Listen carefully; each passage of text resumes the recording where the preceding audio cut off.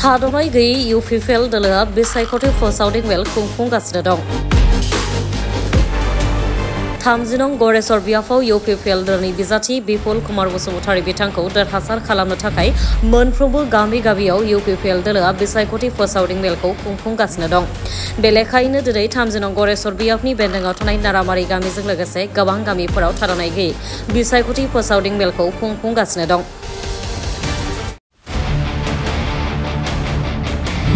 मख'नो गोनांदि बे हाबाफारियाव बाहागो लानानै बुंथियोदि गरेस्वर ब्लक इउपिपिएलनि नेहाथारि कामिनीकान्त बसुमतारी बिथाङा बे बारावबो 30 नं गरेस्वर बियाफाव इउपिपिएलनि बिजाथि बिपुल कुमार बसुमतारीया गोबां भट लानानै देरहासार जागोन रोखा होनानै फोरमायदों।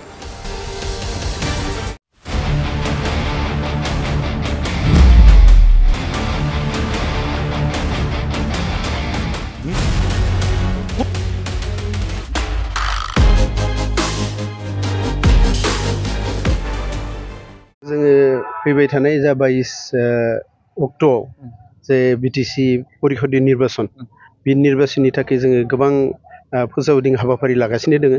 थिग बेबायदिनो दिनै जोङो बागदबानि सिङाव नै नारामारि गामियाव दिनै फोसाव मेलखौ जोङो खुंफुंफैदों। दा बेयावबो जोङो माखासे बे गामिनि रायजो राजाफोरनि जोङो खहारि मोनदों आरो बेल' नङा जों बै जायगायावल' नङा खानसेयाव माने खमबाबो जोङो 10टा 15टा माने मिटिं खालामदों आरो सानफ्रोमबो जोंनि दलनि प्रमद बर' सारनि दैदेननाय इउपिपिएल सरकारनि नीति आदर्शखौ मोजां मोननानै माखासे समाव सानफ्रोमबो माने जोंनि इउपिपिएल दोलाव जुगदान जागासिनो दोङो।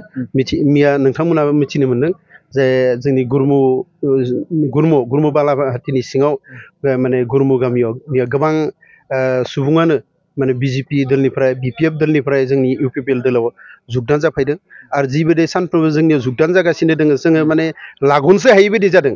जोंनि केन्डिडेटनि न'आवबो जादों, जोंनि माने कार्यालयावबो जादों, फुङाव हराव गासै समावनो जों जागासिनो, जों टाइमखौसो होबावनो हायाखै। गतिके मानसिफोरनि जि मोनसे जोंनि प्रति जि आस्था आरो बिसास मोनसे फैदों जायनि थाखाय लोब लोब फैदों, जिबायदि फैदों बिबायदि फैबाय थायोब्ला निस्सय जोंनि इउपिपिएल दोलनि बिजाथि बिपुल कुमार बसुमतारी बिथांखौ रावबो होबथानो हानाय नङा।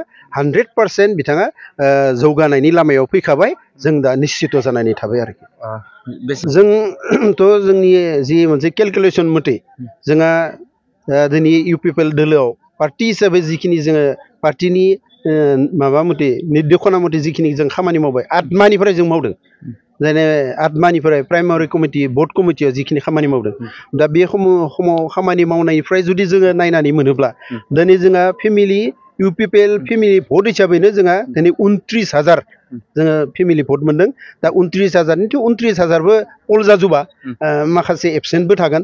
दा बिनि बिथोराव जों दाबो माने 22-25,000सो माने खमबाबो आरो 22,000सो भट मोननानै जोंनि इउपिपिएलनि बिजाथि बिपुल कुमार बसुमतारीया जय जानाय लामायाव थांगासिनो दङ आरोखि। फैबाय थानाय समावथ' माने जिखिनि दोलोआ दा माने फोसावदिं हाबाफारि लागासिनो दोङो। दा गुबुन दलाथ' जोंनि खाथियावनो फैनो हानाय नङा होनना सानदों आरोखि आं। बिपिएफ दोङो, दा बिजेपि दोङो, नाथाय जोंनि खाथियाव फैनो हानाय नङा। जिखिनि जोङो मजबुतलि खामानि मावबाय, जिखिनि रायजो राजा खहारि जगायबाय, गुबुन दलनिखौथ' इगिदि स्ट्रंलि माने मिटिं सिटिं लादोंब्लाबो सिं लेभेलाव इगिदि खामानि मावनायखौ आं नुनो मोनाखै आरो। बेखायनो जोंदो जे गुबुन दला समानै माने कन्टेस्ट लाफानो हागोन बा एसे खमाव हारिगोन बेखौ बुंनाया गोबां माने खम भट मोनगोन आरो गुबुन दला, नाथाय जोंनिया गोबां भट मोननानै जोंनिया साक्सेस जागोन आरो।